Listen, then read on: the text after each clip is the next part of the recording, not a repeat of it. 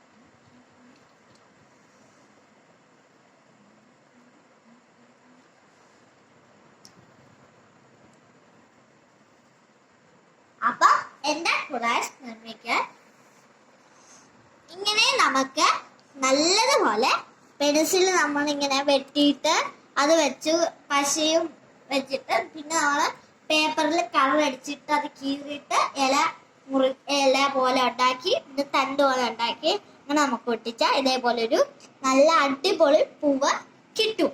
അപ്പൊ നിങ്ങൾ ഇതൊന്ന് ട്രൈ ചെയ്ത് നോക്കണം. അപ്പൊ നമുക്ക് അടുത്ത വീഡിയോയുമായി